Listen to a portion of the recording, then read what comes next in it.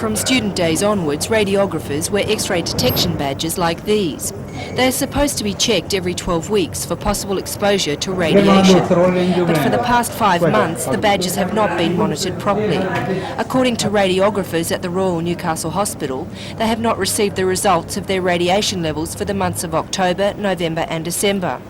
In November, the Radiation Health Service at Lidcombe, which carries out most of the testing for the whole of New South Wales, notified the radiologists and radiographers that the badge monitoring service had been suspended, except for people in very high-risk groups.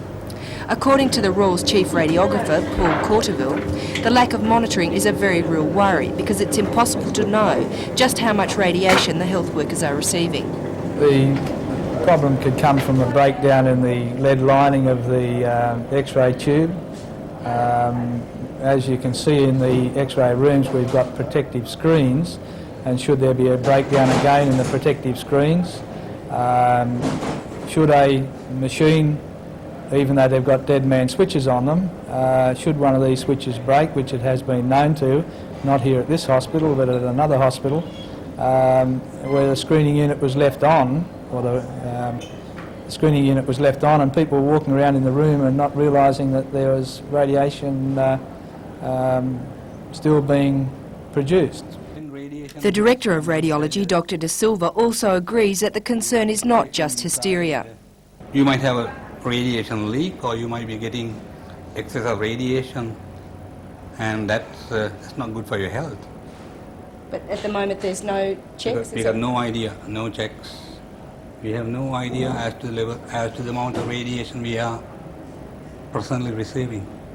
The Radiation Health Service blames lack of staff as the reason for the cutbacks. It now claims that new people will be recruited and that the service will be resumed in the next few months.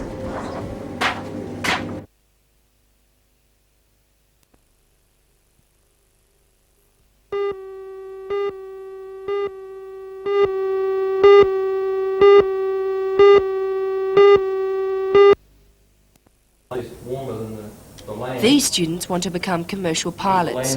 Currently they are taking part in an intensive 32-week course at the Civil Air Training Academy at Cessnock. But the course is expensive and students don't receive any government assistance. It costs each student about $22,000 to do the course. They believe that pilots are being singled out and should receive some form of government assistance, like other students at universities and CAEs. Jim Spark, the head of the academy, has been battling for years to get some form of financial assistance for the students. He is convinced that the only way for them to get some form of government subsidy is for the academy to come under the umbrella of Newcastle University. We have been collaborating with the University of Newcastle for some years now, trying to get them to run a course for pilot training which would put us under the umbrella of the Education Department, and therefore our students would qualify for subsidy. I think that's fairly close. The Deputy Chairman of the University Senate, Professor Michael Carter, says negotiations are very advanced to have the academy integrated into the university. They are hoping to make the course a 3-year degree course. They've already got the green light from the Commonwealth Tertiary Education Commission for a 2-year associate diploma. Professor Carter says the aviation course will be a draw card, encouraging students to Newcastle from all over Australia and from overseas. We've had high-level representatives attending discussions. I think we've had 3 workshops, maybe 4. High-level representatives, all of them have indicated the importance of getting better quality, all of them better educated people in charge of our aircraft, better quality. There will be integration, better educated people in charge of our aircraft, but also at the research. There will be integration not just at the learning level, but also at the research level. Will be at the forefront. The university envisages an institute of aviation, human factors, which will be at the forefront of research, particularly in human factors. We would expect that institute would be a national centre, and also we would expect that institute would be a national centre for seminars and conferences, which all of the aircraft companies indicate to us are a vital component for the future of the aviation industry.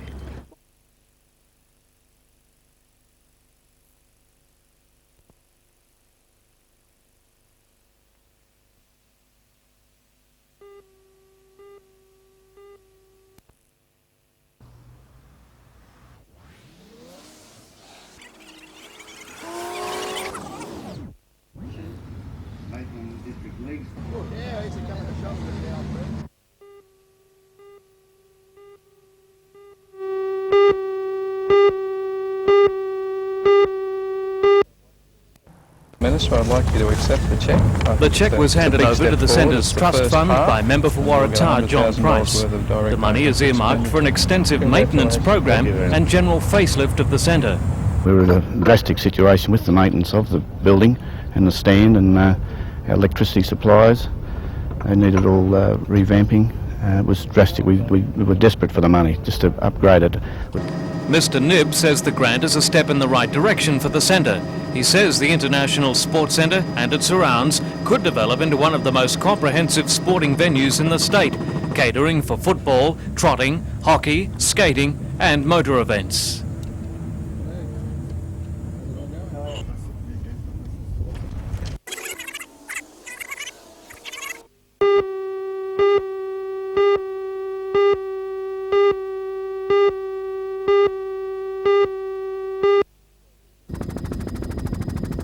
Another 60 employees are yet to receive retrenchment notices. These will be handed out over the next couple of weeks as work commitments allow.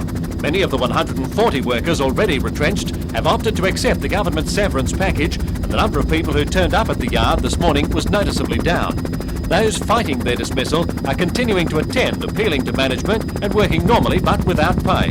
The exception is 31 painters and dockers who went on strike, disrupting work on a vessel.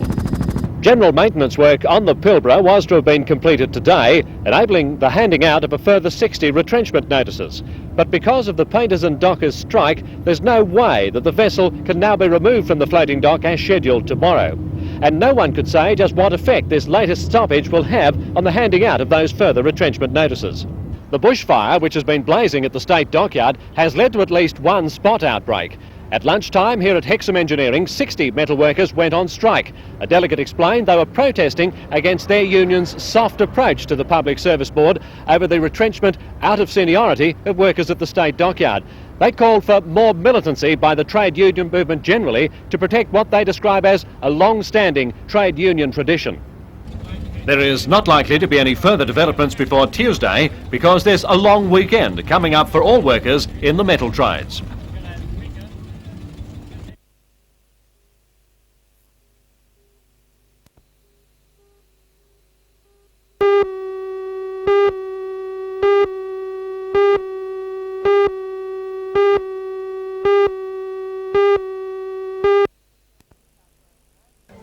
New South Wales Housing Minister Frank Walker turned up in style today in this 1930s A-model Ford. He was in Tanambit for the opening of this community house. The Department of Housing handed over the keys in December for the community house, which is already being used for a wide range of activities including ceramics, youth groups, craft and play groups. However, today was its official opening and a festival atmosphere pervaded as the community celebrated the much-needed new resource. One of its most famous sporting sons, as Les was common.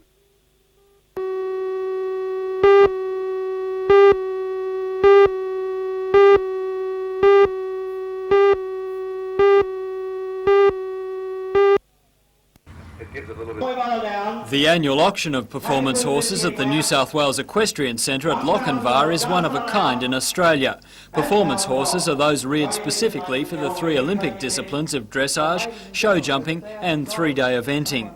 In Europe, auctions of these horses are common and big business, and it's that lead that the Equestrian Centre is trying to follow.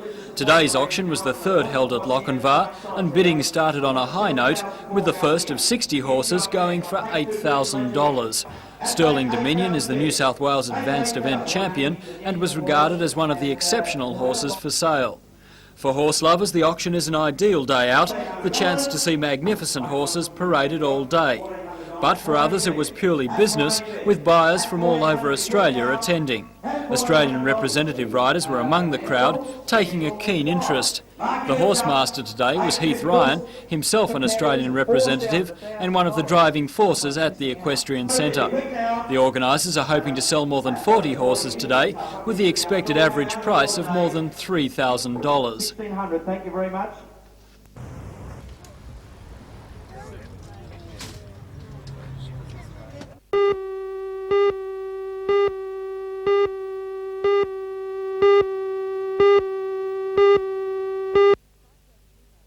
Cyclone Yuma lashed Vanuatu and its capital Vila for 11 hours, leaving in its wake a trail of fearful devastation. 45 people were killed, including an Australian woman. Thousands were left homeless. As communication channels were reopened, immediate aid, including food and medical supplies, was flown into the islands. A Newcastle representative from the Assemblies of God, a church group with a large following in Vanuatu, went to the islands to assess the damage. He returned last weekend. I think about every third home has nearly been destroyed, and roofs are missing on most homes, and or parts of roofs are missing, and it's a wet season, so it's raining all the time, and people are trying to live under pieces of canvas or whatever shelter they can get. What aid do the locals now need? The emergency is over in terms that what was needed immediately has been done. Tarpaulins have been sent from Newcastle to provide temporary shelter. They arrived last Saturday. Volunteers from the church in Newcastle, including builders and electricians, are also preparing to fly out to the islands to take part in the rebuilding program. There is a general appeal by the combined relief agencies in terms of cash donations, because we're looking at reconstructing people's homes. We're talking about trying to put ceilings and walls and lights and beds and whatever is necessary, and that the long-term view is it could take up to 10 years to really finish this emergency.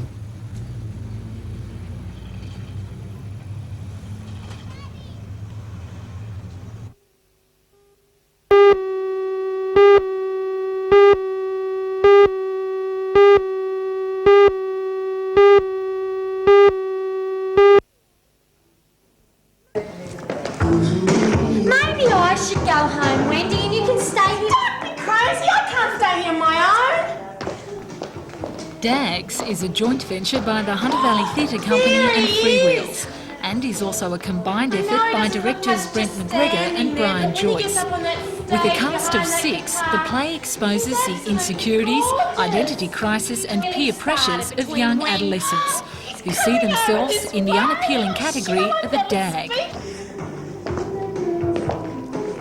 I've seen out a few other gigs. Yeah, I really like the music. The band's great. Oh, tough. What's wrong with your friend? Gillian? I think Gillian feels as though she's a DAG because she hasn't got a boyfriend, which is a peer pressure thing. A lot of young girls feel, if they haven't got a boyfriend, they're not worth much. So, that sort of thing. And she thinks she's fat and she thinks she's ugly, so, which a lot of the time society sort of pressurised into thinking thin is beautiful. Celia Island plays the role of Gillian, a self-confessed DAG from way back. Struggling with life's ups and downs, it's not until the end of the drama that she makes an important self-discovery, a truth which the play sets out to reveal from the start. To believe in yourself, I think. And then you won't be a DAG? Oh, maybe not. Yeah.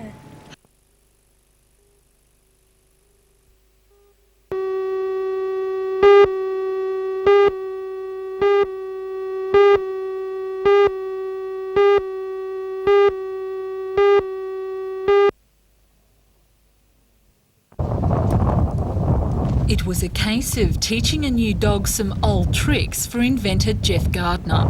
Armed with his battle secrets, the 70-year-old retired fisherman from Boggabri was about to reveal just how to take all the hard work out of man's favourite pastime. His inventions are simple and effective. There's the Springer rod for the meek-hand line fisher or the automatic rod holder for the more advanced. Well, the principle works on that the fish has got to have the hook in his mouth to bite, and it's an instantaneous strike, whereas with your hand you've got to wait for the to feel the bite, then your reaction time to pull to strike the fish. Well, by that time the fish is gone, whereas the fish has the hook in his mouth, he pulls the trigger and it's an instantaneous strike. The basic principles behind Jeff's inventions are good news for fishermen, but bad news for the fish. Well, the Springer rod has an 80% success rate. On fish that bite, it will hook 80% of the fish. The automatic rod holder, which is only relatively new, and we have taken it out a few times, and so far it has a 100% success rate. So, if you're a frustrated fisherman, then it looks as though the answer to your prayers has finally arrived. Both products are now for sale on the market, and they're designed to please every fisher. The lazy fishermen or people who want to do something else, like my wife, she sits down and reads a book with one in front of her, and when it hooks the fish, she pulls it in.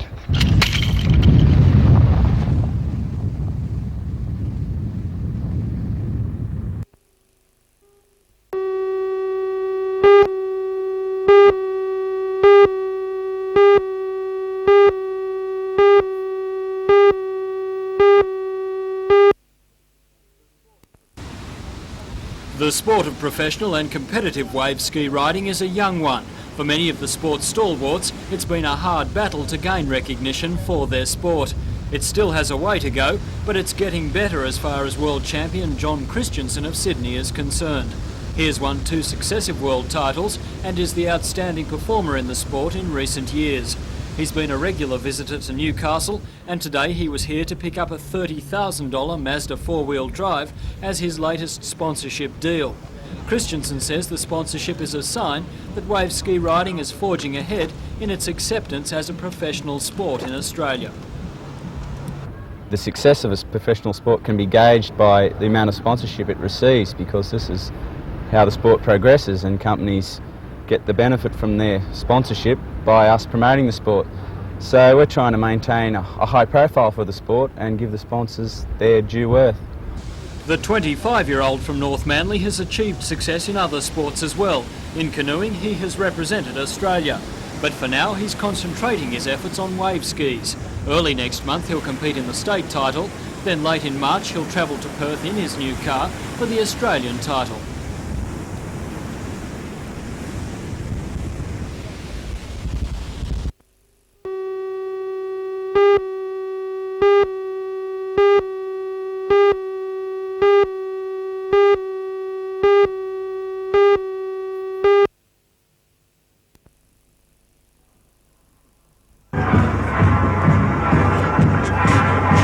The marching koalas performed at the showground last night and again today, under the watchful eye of Colonel Jim Smell, Chairman of the North of England Regional Bicentennial Committee.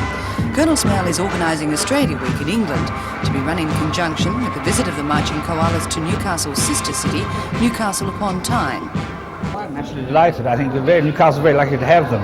I mean, they've done so well. They've been to America, they've been to Japan, and now they're coming to the UK. London, Edinburgh and Newcastle upon Tyne. Look forward very much to having them. Meanwhile, in the Hall of Industry, the NRMA and the Department of Consumer Affairs teamed up to warn people of the pitfalls in buying a used car privately. Consumer Affairs' newly formed Register of Encumbered Vehicles was doing a roaring trade, with, according to the officer in charge, Richard Buckley, a high percentage of check requests of cars turning out to be encumbered. Well, the public response has been overwhelming. We've issued probably 200 or 300 certificates, sample certificates that is, since we've been operating here on Thursday night. 10% of all the vehicles registered in New South Wales would be encumbered, and of course we're getting that sort of figure reflected on our sample or demonstration terminal here.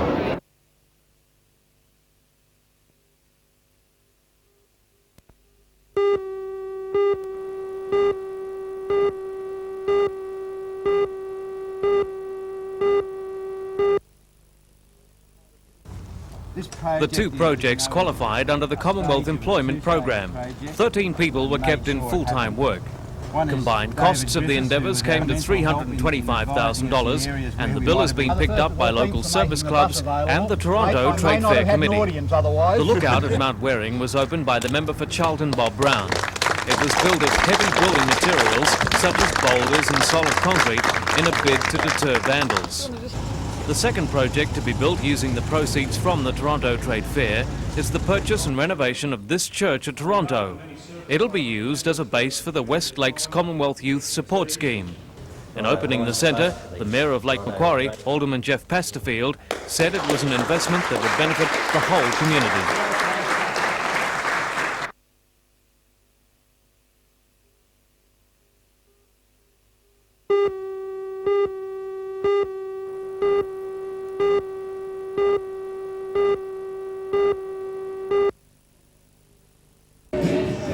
The Toronto Hotel's 100th birthday party swung into gear this afternoon. The site was originally occupied in 1825 when the Reverend Threlkeld set up an Aboriginal mission. The next owner was the Excelsior Land Company. It bought the land from the Crown in the 1880s for almost £14,000 and built the hotel. The establishment has had a varied and colourful past. At one time it was the township's post office, at another it was used as the local courthouse. Little of the original structure has changed, and what has been added has been kept as close to the original style as possible. According to joint owners Barry and Jake Moses, the Toronto Hotel will be serving beer for at least another 100 years.